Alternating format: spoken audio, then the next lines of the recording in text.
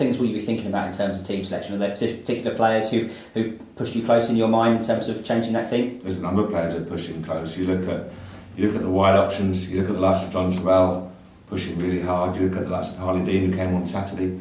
Tony Craig behind that as well. So it's what we want. We want a really competitive squad pushing hard for the shirts. But it's about one team, in pushing really hard in the same direction, which is what we have right now. We know where we are.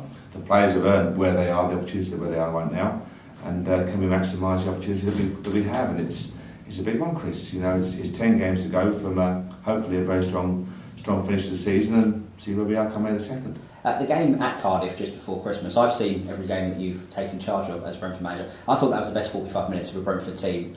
That under you, certainly, probably going back a long way further than that. What would you say to that? Yeah, I was really pleased. It was a big venue to go to. Obviously, a Premier League team last year, a very talented squad. We knew the threat they posed on the day, but I thought we came out from the first whistle. We looked dominant in terms of the control of the football, the movement, the positivity, the penetration. I thought it was a really good display. We were 3 up after 35 minutes or something. But then we have to look at the game. That's the good part, Chris. We have to look at the fact that after half time, it was more of a physical onslaught, and they, as I said, beat us up. Far from it wasn't that case, but I think they scored 2, and they could have got a point out of the game. We have to recognise for being so strong in the first half. What did we do well? What did we carry in the second half? Were we high enough? Were we wide enough? Did we move the ball through the thirds? Just learn from the game. If we do that every game, Chris, we'll be okay.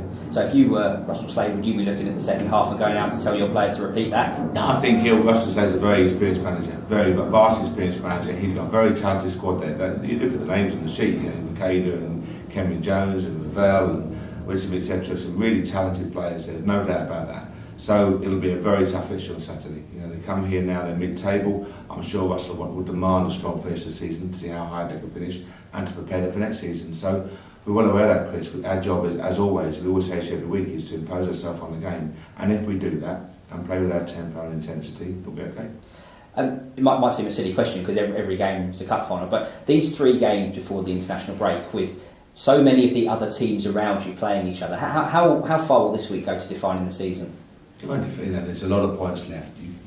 Teams will lose the next 3 games, and they've still got 21 points up for grabs. That puts you on 80 plus points, and you'll be right in the midst, Chris. So I think our only focus, we've said it all season, boringly so now, but our only focus has got to be one game at a time. Forget the other teams, just go about and hit our targets. If we do that, we're going to be in a good area. But it's just a case of, teams will drop points invariably, teams will drop points unexpectedly, gain points unexpectedly. Our only focus is Brentford Football Club.